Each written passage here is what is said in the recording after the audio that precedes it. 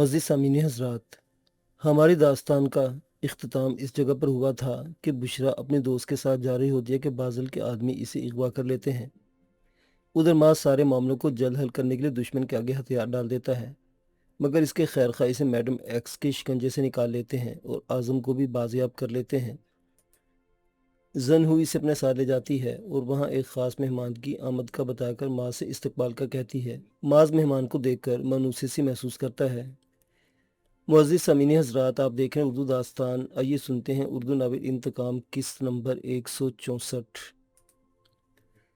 خوش آمدید مسٹر سکندر بخت، مجھے بہت خوشی ہے کہ آپ نے میری دعوت قبول کی۔ زن ہو نے گرم جوشی سے مسافہ کرتے ہوئے آنے والے سے خیر مقدمی کلمات ادا کیے۔ دوستوں کے لیے ہمارے وقت حاضر ہیں۔ انہوں نے سر کو ذرا سا خم دے کر خوشدلی سے جواب دیا۔ ان سے ملیے، یہ معاذ احمد ہے۔ زن ہو نے فوراً ہی انہیں ماس کی طرف متوجہ کیا۔ انہوں نے اس سے بھی ایک گرم جوش مسافہ کیا اور مسکرا کر بولے، تم سے مل کر بہت خوشی ہوئی ینگ مین۔ مجھے بھی خوشی ہے سر، کہنے کو ماس نے جواب میں ایک رسمی جملہ ہی ادا کیا، لیکن حقیقت یہ تھی کہ اسے اس اجنبی شخص سے مل کر خوشگواریت کا احساس ہوا تھا۔ آئیے اندر چلتے ہیں۔ زن نے آداب میزبانی نبھاتے ہوئے اندر آنے کی دعوت دی۔ اس دوران ماس جائزہ لے چکا تھا کہ اگرچہ آنے والا بظاہر سادہ سے حلیے میں اکیلا ہی اندر آیا تھا اور اس کی گاڑی میں ایک ڈرائیور کے سوا کوئی دکھائی نہیں دے رہا تھا، لیکن اس کی آمد کے ساتھ ہی ماحول یکسر بدل گیا تھا اور خود اپنی آمد کے وقت اس نے اس کوٹھی میں جتنا حفاظتی عملہ دیکھا تھا، اس کی تعداد یکدم دوگنی سے بھی زیادہ ہو گئی تھی۔ اسے فضا میں ایک ڈرون کیمرہ بھی اڑتا ہوا دکھائی دے رہا تھا اور کچھ بعید نہیں تھا کہ جتنے پہرے دار کوٹھی کے اندر دکھائی رہے تھے، باہر بھی کم و بیش اتنے ہی موجود ہوں۔ ماس کو آپ کے بارے میں نے تجسس میں رکھا تھا، تو بہتر ہے کہ پہلے آپ کا اس سے تعارف کروا دیتی ہوں۔ وہ واپس اسی آفس نما کمرے میں نہیں آئے تھے جہاں اس کی زن ہو سے ملاقات ہوئی تھی۔ اب وہ جس کمرے میں موجود تھے وہ سادہ مگر قیمتی ساز و سامان سے سجا ایک پروکار سا ڈرائنگ روم تھا۔ جیسی آپ کی مرضی، سکندر بخت نے مسکرا کر جواب دیا۔ ماضی کرنل سکندر بخت ہیں، تمہارے ہاں کے ایک خفیہ ادارے کے سربراہ۔ انہیں ہمارے ایک نمائندے نے تمہارے متعلق رپورٹ دی تو انہوں نے خود تم سے ملنے کی خواہش کا اظہار کیا۔ آنے والے کا تعارف کروائے گا تو ماس کو اندازہ ہوا کہ اسے ان کے لیے مانوسیت کا احساس کیوں ہوا تھا۔ اصل میں احساس ان کی ذات نہیں بلکہ ادارے کے لیے تھا۔ سادہ لباس میں ہونے کے باوجود اپنی چال ڈھال اور بالوں کے انداز سے ایک فوجی ہی محسوس ہو رہے تھے، لیکن وہ یقین نہیں کر پا رہا تھا کہ ایک اعلیٰ فوجی افسر بطور خاص اس سے ملاقات کے لیے وہاں آیا تھا۔ اتنے حیران کیوں ہو رہے ینگ مین؟ تمہارے بارے میں جو کچھ میں نے جانا، اس کے بعد تم سے یہ ملاقات ضروری ہو گئی تھی۔ ایک محب وطن پاکستانی کی حیثیت سے میں اپنے وطن کے ہر اس فرد کا قدردان ہوں جو اس وطن کا وفادار ہو اور اس کی خاطر قربانی دینے کا جذبہ رکھتا ہو۔ انہوں نے اس کی کیفیت بھانپ کر اسے ٹوکا۔ میں وطن کے لیے کہاں کچھ کر سکا ہوں سر، میں تو بس اپنی بقا کی جنگیں لڑتا پھر رہا ہوں۔ ہاں، بس یہ کوشش ہوتی ہے کہ خود کو اپنے وطن کے خلاف استعمال نہ ہونے دوں، اس نے عاجزی سے جواب دیا۔ یہ بھی بہت بڑی بات ہے کہ اتنے ستائے جانے کے باوجود تم نے اپنے وطن کو نقصان سے بچانے کی بھرپور کوشش کی، ورنہ یہاں تو یہ حال ہے کہ لوگ معمولی مفادات کی خاطر وطن کی جڑیں کھوکھلی کر رہے ہیں۔ ایک معمولی پھل فروش سے لے کر بڑے تاجر اور چھوٹے سے کلرک سے لے کر اعلیٰ سرکاری عہدیدار تک، جس کو جہاں موقع ملتا ہے بے ایمانی اور بددیانتی سے کام لیتا ہے۔ جس قوم کے لوگوں میں بے ایمانی اور بددیانتی رواج پا جائے، وہ قوم کبھی ترقی نہیں کر سکتی، کیونکہ ان کے اس مزاج کی وجہ سے دنیا ان سے اپنے معاملات کرنا بند کر دیتی ہے۔ آج نہ تو کوئی ہمارے ہاں سرمایہ کاری کرنا پسند کرتا ہے اور نہ ہی ہمیں اپنے لوگوں کو اور ہمارے ہاں اچھے عہدوں پر ملازم رکھنا پسند کرتا ہے۔ ہم دن بدن تنزلی کا شکار ہیں۔ وہ وہی رونا رونے لگا جو تقریباً ہر فرد کی زبان پر رہتا ہے۔ بہرحال میں اس موضوع پر زیادہ وضاحتیں نہیں دینا چاہتا۔ ہم یہاں سے تمہارے بارے میں گفتگو کرنے کے لیے جمع ہوئے ہیں۔ میں حاضر ہوں سر، ماز نے جھکے ہوئے سر کے ساتھ انہیں جواب دیا۔ پہلے تو یہ بتاؤ کہ تمہارا فراز سے کیا تعلق ہے؟ فراز؟ وہ تو میرا پھوپھیزاد بھائی ہے۔ آپ اسے کیسے جانتے ہیں؟ وہ میرے سب سے چھوٹے بھائی کا دوست ہے۔ کچھ عرصہ پہلے اس کی زبانی مجھے تھوڑا بہت تمہارے بارے میں پتہ چلا، لیکن پھر میں ایک اہم مشن میں مصروف ہو گیا اور تمہارا خیال میرے ذہن سے محو ہو گیا۔ انہوں نے بتایا تو اسے یاد آیا کہ فراز نے اپنے دوست کے کرنل بھائی سے اس کے معاملے میں مدد لینے کا ذکر کیا تھا، لیکن اس زمانے میں پھپھو کا گھر بگڑ تھا اور میڈم ایکس کا فوری طور پر اس کے ارادے کی خبر ہو گئی تھی۔ رد عمل میں اس نے شدید خطرناک نتائج کی دھمکی دے کر اس ارادے سے باز رہنے پر مجبور کر دیا تھا۔ اب اتنے عرصے بعد جبکہ حالات قدرے تبدیل ہو گئے تھے، شاید فراز نے ہمت کر لی تھی اور اپنے دوست کو یہ قصہ سنا دیا تھا۔ شاید میری اور میرے خاندان کی قسمت میں ٹھوکریں کھانا لکھا تھا کہ ہم چاہتے بھی ہوں آپ سے رابطہ نہیں کر سکے، اور جب تک بات آپ تک پہنچی آپ نے بھی توجہ نہیں کی۔ मेरी तरफ से जो कोताही हुई इसके लिए मैं शर्मिंदा और माजरत खा हूँ। उन्होंने बड़ेपन का मुजाहरा करते हुए कहा। अरे नहीं सर, प्लीज़ आप ऐसी बातें ना करें। हम पर जो कुछ गुजरी इसके लिए मुझे किसी से शिकवा नहीं। ये तुम्हारा ज़र्फ है, लेकिन मैं गलती तस्लीम न करने का ढिठाई का मुजाहरा नहीं कर सकता। उन्होंने एक बार फिर वसीउल कल्बी का मुजाहरा किया। इस सारी गुफ्तगू के दौरान ज़नहू ने कोई ख़ास दखल नहीं दिया और इन्हें खुलकर बात करने का मौका देकर खुद एक तरफ खामोशी से बैठी हुई थी। जो हुआ सो हुआ। अब तो आपको हर बात खुलकर पता चल चुकी है। अब आप मैडम एक्स और इसके हवारियों के खिलाफ कोई सख्त एक्शन लेने के लिए तैयार हैं? माज ने सवाल किया तो उन्होंने नफ़ी में सर हिलाकर बोले, हम इस तरह बराह रास्त एक बड़ी गैर मुल्की फर्म की सीईओ के खिलाफ एक्शन नहीं ले सकते। हमारे पास इसके खिलाफ कोई सबूत नहीं। तुमसे जो कुछ हमारे इल्म में आया है इसकी हैसियत एक ज़ुबानी दास्तान से ज़्यादा नहीं है जिसे बहुत आसानी से झुटलाया जा सकता है। लेकिन वो इसराइली शहरी है और मोसाद की एजेंट है। मास तड़प कर बोला, यह भी सिर्फ एक ज़ुबानी दावा है। तुमने अपने ज़राए से इसके कागजात की जांच करवाई है। वो मजहबन बेशक यहूदी है, लेकिन इसके पासपोर्ट पर इसराइल की शहरियत दर्ज नहीं। वो इसी मुल्क की शहरी है जिसकी कंपनी की सीईओ की हैसियत से काम कर रही है। और ये बात तुम भी जानते हो कि हम इस मुल्क से ताल्लुकात ख़राब करने के मुतहम्मिल नहीं हो सकते। इनका जवाब इसके लिए मायूस-कुन था। इसका मतलब है कि वो इसी तरह हमारे सरों पर दंदनाती रहेगी। फ़िलहाल तो बर्दाश्त करना होगा, लेकिन ऐसा भी नहीं कि हम जानबूझकर अपनी आंखें बंद कर लें। हमें इस मामले को बहुत तरीके से हैंडल करना होगा। कोशिश करेंगे कि सांप भी मर जाए और लाठी भी ना टूटे। उन्होंने इस पर अपनी हिकमत अमली जाहिर की तो वो अफसोस से हाथ मलने लगा। कितने मजबूर हैं हम तीसरी दुनिया के लोग हमारे घर में घुसकर हमें मार रहे हैं और हम इनके खिलाफ इसलिए कोई कदम नहीं उठा सकते कि हम मुआशी तौर पर कमज़ोर हैं। मुआशी इस्तेहकाम ही आज की दुनिया की सबसे बड़ी हकीकत है। बदकिस्मती से इस मुल्क को बहुत कम मुखलिस लोग मुयस्सर आए हैं, जिनकी वजह से हर तरह की नेमत और टैलेंट दस्तयाब होने के बावजूद हम आज तक वो मुआशी खुद मुख्तारी हासिल करने से महरूम है जिसकी बुनियाद पर कोई मुल्क दुनिया में सर उठाकर खड़ा हो पाता है। उन्होंने एक उदास मुस्कुराहट के साथ इसकी तायद की, फिर सर उठाकर ज़रा जोर से बोले, जब तक इस मुल्क को तुम्हारे जैसे नौजवान मुयस्सर हैं, मैं इसके मुस्तकबिल से नाउमीद नहीं हूँ। कभी न कभी वक्त ज़रूर आएगा जब हम इस दुनिया में सर उठाकर जी सकेंगे। अल्लाह आपकी ख्वाहिश पूरी करे सर। इस दौर में जबकि दुनिया ग्लोबल विलेज बन चुकी है और हम सारी दुनिया से राब्ते में हैं, दीगर अक़वाम के दरमियान अपना मजाक बनते देखकर बहुत शर्मिंदगी होती है। वो अगरचे खासा मैचूर था, लेकिन था तो इसी नस्ल का नौजवान जिसे हालात ने फ्रस्ट्रेशन का शिकार कर दिया था। इंशाल्लाह ये वक्त भी गुजर जाएगा। तुम ये बताओ कि मादाम ज़नहू ने जो मंसूबा तुम्हारे सामने रखा है, इस पर काम करने के लिए तैयार हो या नहीं? उन्होंने तसल्ली के चंद लफ्ज़ कहकर गुफ्तगू का रुख तब्दील किया। बिल्कुल तैयार हूँ सर। मुझे मालूम है कि जब तक हम जुल्म का रास्ता नहीं रोकेंगे, अपना बचाव नहीं कर सकेंगे। बस तो फिर अपनी सारी तवज्जो इस मामले पर फोकस कर लो और यहाँ के सारे मसाइल मुझ पर और मेरी टीम पर छोड़ दो। यह हम तुम्हारे दोस्तों का पूरा पूरा ख्याल रखेंगे। उन्होंने सी यकीन दहानी करवाई तो वो सोच में पड़ गया। ये हकीकत थी कि एक मुनज़्ज़म इदारा इनके मुकाबले में इनके दुश्मनों से ज़्यादा बेहतर तौर पर निपट सकता था। लेकिन सवाल भी ये पैदा होता था कि क्या वो अपने दोस्तों की तरफ से मुकम्मल इत्मीनान हुए बगैर कहीं जा सकता था। खुसूसन इसे बुशरा की बहुत फिक्र थी, जिसकी पूरी ज़िंदगी इस पर निसार हो गई थी। इसने इसकी खातिर जितनी तकालीफ उठाई थी, उस बात की हकदार थी कि वो खुद इसके दर्द का दरमा बनता।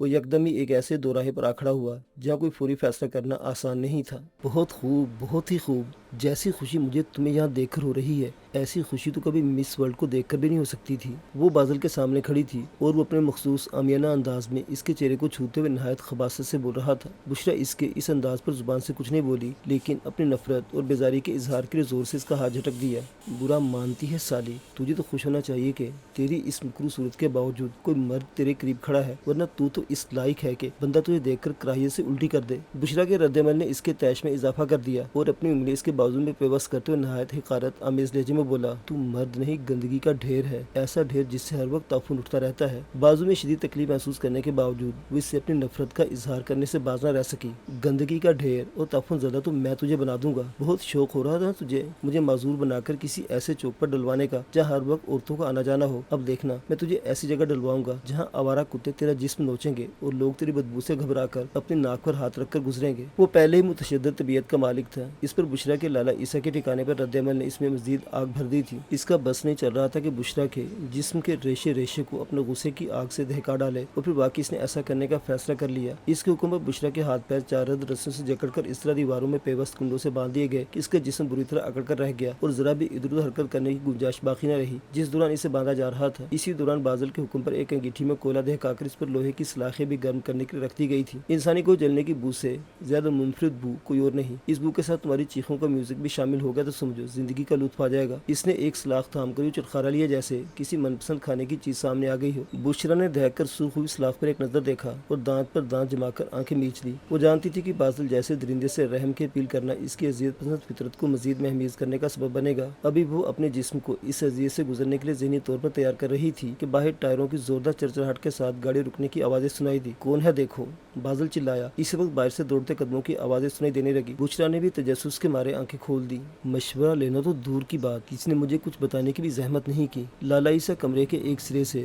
دوسرے سرے تک ٹہل لگاتا اپنی خفگی کا اظہار کر رہا تھا۔ اصل میں وہ اور وکی گھر سے تو ایک ساتھ نکلے تھے، لیکن کچھ دیر بعد ہی وہ کسی خاص شخص سے ملاقات کے لیے چلا گیا تھا اور وکی کو واپس بھیج دیا تھا۔ اب کافی دیر بعد واپس لوٹا تھا تو یہاں کایا ہی پلٹ چکی تھی۔ بتایا نا لالا کہ وقت بہت کم تھا۔ معاذ بھائی نے بالکل شارٹ نوٹس پر مجھے بلایا تھا۔ اتنی سی دیر میں سارے انتظامات کے ساتھ وہاں پہنچنے کی ٹینشن اتنی زیادہ تھی کہ مجھے کچھ اور سجائی نہیں دیا۔ وکی معزز خانہ انداز میں اپنی صفائی پیش کر رہا تھا، جبکہ جارو خاموشی سے ایک طرف بیٹھا یہ ساری گفتگو سن رہا تھا۔ اسے افسوس تھا کہ جب معاذ نیلی کو یہاں سے لے کر گیا تھا تو نہ اسے ہو سکا، ورنہ وہ اسے اس کے ارادے سے باز رکھنے کی کوشش کر سکتا تھا۔ معاذ کے یہاں ہونے کو وہ بہت عجیب سا محسوس کر رہا تھا، لیکن یہ ماضی تھا جس کی وجہ سے وہ اپنی اصل ڈگر چھوڑ کر اس سارے چکر میں ملوث ہو گیا تھا، اور اب ماضی غائب تھا۔ اب یہ بھی نہیں بتا کہ تو نے نیلی اور بچے کو جن لوگوں کے حوالے کیا ہے وہ صحیح بندے تھے یا نہیں۔ اگر دھوکے سے کوئی پارٹی لے گئی تو پھر کیا کریں گے؟ لالا نے فکر مندی کا اظہار کیا۔ اب وہم میں نہ ڈالو، معاذ بھائی نے جو کوڈ ورڈز بتائے تھے میں نے انہی کی بنیاد پر نیلی اور اعظم کو ان کے ساتھ بھیجا ہے، پھر آنے والے بھی تھے چینی، اس لیے مجھے مزید تسلی ہو گئی۔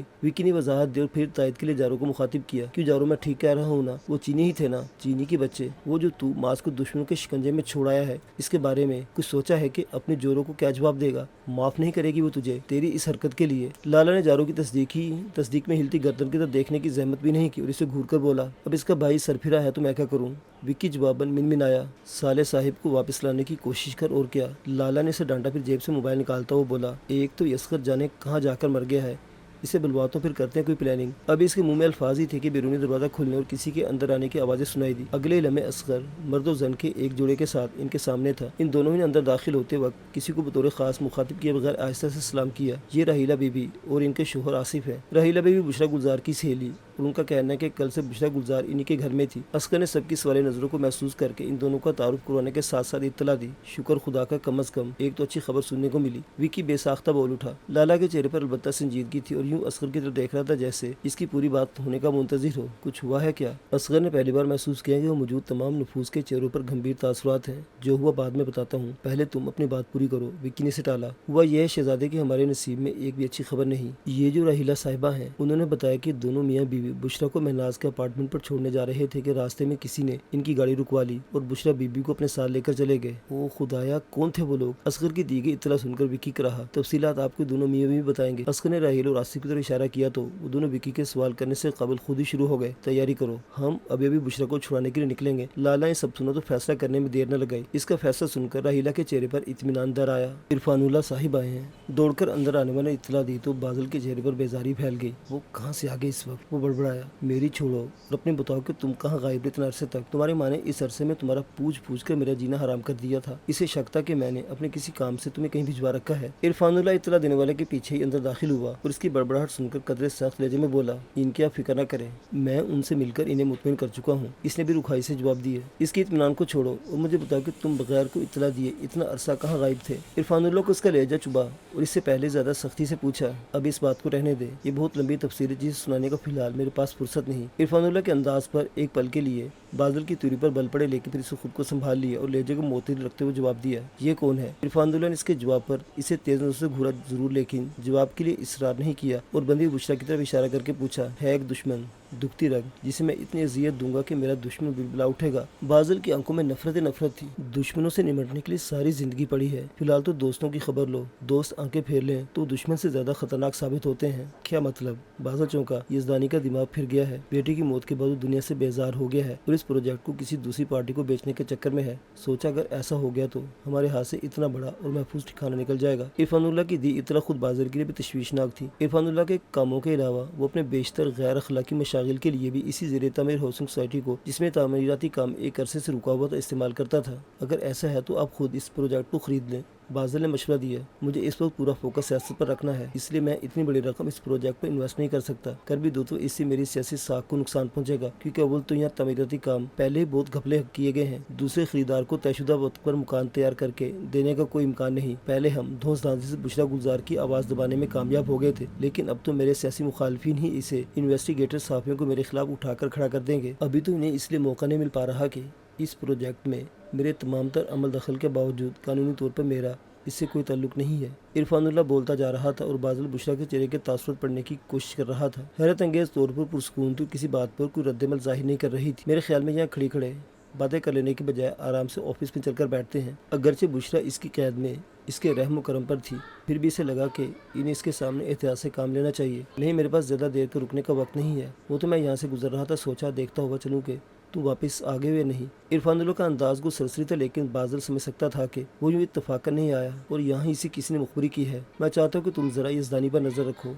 इसके बारे में सुनने में आया है कि उस प्रोजेक्ट को किसी नेक नाम बिल्डर के हवाले करने की कोशिश कर रहा है और अपने अंदरूनी हलकों में ये बात कह रहा है कि मुझे माली नुकसान उठाना पड़े, मैं इस प्रोजेक्ट को किसी 2 नंबर आदमी के हवाले नहीं करूँगा। आजकल ईमानदारी, खौफ खुदा और जज्बा तरम जैसे जज्बात का भूत चढ़ा हुआ इसे, और तुम्हें ये भूत उतारना है। इरफानुल्लाह ने अभी अपनी बात खत्म नहीं की थी कि बुशरा ने एक जोरदार कहका लगाया। इसकी इस हरकत पर इरफानुल्लाह ने इसे हैरत से देखा। आप इसे नहीं पहचानते हैं?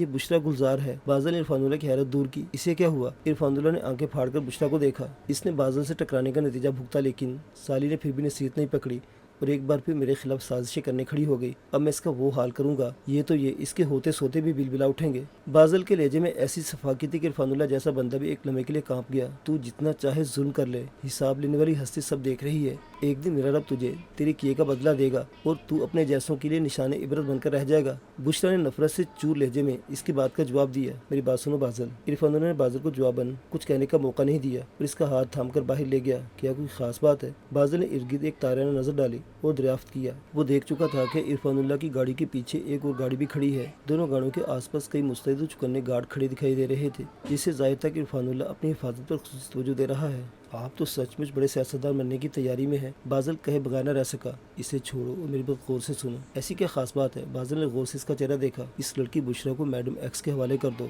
नहीं, ये मेरा शिकार है, इसका हिसाब किताब मैं खुद करूंगा। बाज़ल बिदका, बात समझा करो। मैडम एक्स इस वक्त महाजन कंपनी के खिलाफ पूरी तरह एक्शन में है। बुशरा इसके हाथ आ गई तो इसकी पोजीशन बहुत मजबूत हो जाएगी। इससे हमें क्या फ़ायदा होगा? बाज़ल ने मुंह बनाया। तुम अरसे से मंजर से गायब, इसलिए तुम्हें यहाँ के हालात का इल्म नहीं। मैडम एक्स दुश्मन का दुश्मन दोस्त होता है वाले मुकूले पर अमल करते हुए मेरी तरफ दोस्ती का हाथ बढ़ा चुकी है और इस वक्त मुझे सपोर्ट कर रही है कि आने वाले इलेक्शंस में मेरा वज़ीर आला बनना तय पा चुका है। इरफानुल्लाह ने इसे समझाने की कोशिश की। अभी इलेक्शन को बहुत वक्त पड़ा है, अभी तो आप MNA की सीट पर इंजॉय कीजिए। बाज़ल ने मुंह बनाया। बेवकूफ़ी की बातें मत करो। हमारे मुल्क में कौन सा असम्बली कभी अपनी मुद्दत पूरी करती है? आइंदा इलेक्शन ज़्यादा से ज़्यादा 1.5 साल की दूरी पर है और इस तरह से मुझे हर तरह से अपनी पोजीशन मजबूत करनी है। मजबूत पोजीशन के लिए पुश्त पर मजबूत हाथ जरूरी है। तुम और मैं अच्छी तरह जानते हैं कि ज़ेर ज़मीन दुनिया को कंट्रोल करने वालों में मैडम एक्स क्या हैसियत रखती है और इस मुल्क में हुकूमतें बनाने और बिगाड़ने में ऐसे लोगों का कितना बड़ा किरदार होता है।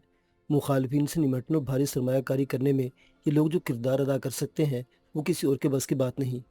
वो बाज़ल को कायल करने की पूरी कोशिश करने लगा और फिर आवाज़ को दबाकर बोला, मैडम एक्स ने तो मुझे यहाँ तक वादा किया है कि मुझे वज़ीर आज़म की कुर्सी तक पहुँचा देगी, लेकिन जाहिर है ये सब कुछ 2 और कुछ लोगों की पॉलिसी के तहत ही होगा। ये सब जो आपने गंवाया है, ये सब आपके ज़ाती फ़ायदे हैं। इस सब में मेरी या मेरी माँ तो कहीं भी नहीं। बाज़ल कतई मुतासिर नहीं हुआ। कैसे नहीं हो? क्या अब तक मैं तुम दोनों को नवाजता नहीं रहा हूँ? क्या शोके के बेटे की हैसियत से तुम वो ज़िंदगी गुजार सकते थे जो मैंने तुम्हें दी है? इरफानुल्लाह को अंदाज़ा नहीं था कि वो अपने हक़ में जो दलाइल दे रहा है वो बाज़ल के अंदर भट्टी दिखाकर इसका फिशारे खून बुलंद करने जा रहा है। जैसे आज तुम माँ बेटा ऐश कर रहे हो, कल मैं मज़ीद तरक्की करूँगा तो मेरे साथ मज़ीद ऐश करोगे। कि हम आपके वज़ीर आज़म बनने के बाद आपके साथ वज़ीर आज़म हाउस में रह सकेंगे? बाज़ल ने सर्द लहजे में सवाल कर किसकी बोलती बंद कर दी। मुझे और मेरी माँ को ये तुफैलियों वाले ऐश मंजूर नहीं है। कभी सोचा है आपने कि आपको कुछ हो गया तो हमारा क्या होगा? हम तो बिल्कुल सड़क पर आ जाएंगे। अब ऐसी बात भी नहीं। तुम्हारी माँ शहर का महंगा तरीन ब्यूटी सैलून चला रही है, जिससे से लाखों की आमदनी होती है, और ये तो तुम्हें पता ही होगा कि इस ब्यूटी सैलून की तमाम तर सरमायाकारी मैंने की थी। इरफानुल्लाह नागवारी से इसके एतराज़ात का जवाब दिया। Beauty salon? बाज़ल ने तन से हुंकारा भरा। इस ब्यूटी सैलून से मेरी माँ के अखराजात ही पूरे हो जाएंगे तो बड़ी बात है। वो इसकी आमदनी में मुझे एक कौड़ी भी नहीं देगी। عرفان اللہ کو خبر تھی کہ وہ جو کہہ رہا ہے بالکل درست ہے۔ تاجور جیسے سوشل عورت کے ذاتی اخراجات ہی بہت زیادہ تھے۔ مہنگے ملبوسات، بیوٹی ٹریٹمنٹ، سرجریز، بیرون ملک کے دورے اور پارٹیز وغیرہ کے اخراجات تھے کہ وہ بہترین آمدنی کے باوجود ان کے سامنے پیسے کے تنگی کا رونا روتی تھی۔ ایسے میں بیٹے کو کہاں سے کچھ دیتی، اور بیٹا کون سا خرچ کرنے کے معاملے میں کم تھا۔ وہ ماں سے 4 ہاتھ آگے تھا۔ میں تمہیں کوئی بزنس سیٹ کرا دوں گا۔ بزنس؟ وہ ہنسا۔ اس کی ہنسی زہر میں بجھی ہوئی تھی۔ آپ کے خیال میں کون سا بزنس کر سکتا ہوں؟ وہ کون سا بزنس ہے جس میں مجھ کو اب تک دی گئی غنڈہ گردی اور دادا گیری کی تربیت کام آ سکتی ہے؟ تم چاہتے کیا ہو؟ عرفان اللہ کو اس کے مسلسل طنزیہ لہجے نے جھنجھلاہٹ میں مبتلا کر دیا۔ آپ کی وراثت میں حصہ؟ کیا بکواس کر رہے ہو؟ ایسا کیسے ممکن ہے؟ عرفان اللہ اچھل پڑا۔ آپ میری ماں سے نکاح کر لیں تو بہت کچھ ممکن ہو سکتا ہے۔ آپ وزیر اعظم بنیں گے تو میری ماں خاتون اول کہلائے گی، اور میں آپ کی نہ صحیح خاتون اول کی بیٹے کی حیثیت سے وزیر اعظم ہوش میں رہ سکوں گا۔ وراثت میں بھی میری ماں کا حصہ ہوگا، اور ماں کو تو میں ہی واحد وارث ہوں نا۔ اس نے اپنے مطالبے سے عرفان اللہ کو ششدر کر دیا۔ اس بےہودہ خیال کو اپنے دماغ سے نکال دو۔ جس عورت سے میں نے جوانی کے جوش میں بھی نکاح نہیں پڑھوایا، اسے اپنے کیریئر کے سٹیج پر گلے کا ڈھول بناؤں گا، ایسا بھول کر بھی مت سوچنا۔ حیرت کو غصے میں ڈھلنے میں زیادہ دیر نہ لگی۔ تو آپ بھی بھول کر مت سوچے گا کہ آپ کی ترقی کے سفر میں بازل کوئی کردار ادا کرے گا۔ اس نے بھی بے مروتی کی انتہا کر دی۔ مجھے ضرورت بھی نہیں ہے تمہاری، میرے پاس تمہارے جیسے بہت ہیں۔ عرفان اللہ کا پارا ہائی ہوا۔ ان میں سے ایک بھی ایسا نہیں جس کا ڈی این اے آپ کے ڈی این اے سے میچ کر جائے۔ اس کے سرد اور پتھریلے لہجے کے اندر چھپی دھمکی نے عرفان اللہ کو سن کر دیا۔ تاجور کت! اس نے دانت کچکچاتے ہوئے تصور میں تاجور کو زیر لب گالی دی اور پیر پٹکتا وہاں سے چلا گیا۔ اسے آتے دیکھ کر مستعد گارڈز میں سے ایک نے جلدی سے آگے بڑھ کر گاڑی کا دروازہ کھولا، جبکہ باقی جلدی جلدی پچھلی کھلے کیبن والی گاڑی میں سوار ہونے لگے۔ اگلے لمحے وہاں گاڑیوں کے پہیوں سے اٹھنے والی دھول اڑ رہی تھی۔ بازل ایک پل کے لیے وہاں کھڑا اس دھول کو دیکھتا رہا، پھر تیزی سے مڑ کر اندر چلا گیا۔ پیک کرو سب کچھ، اسے بھی کھولو، ہمیں ابھی ابھی یہاں سے نکلنا ہے۔ اس نے بشریٰ کی طرف اشارہ کرتے حکم دیا تو اس کے ساتھ ہی تیزی سے حرکت میں آ گئے۔ افراتفری میں ضروری سامان سمیٹ کر وہاں سے نکلتے ہوئے وہ بشریٰ کا پرس وہیں بھول گئے تھے۔ بھول بازل کچھ اور بھی گیا تھا، کچھ ایسا جو آگے چل کر اسے ناقابل تلافی نقصان پہنچانے والا تھا۔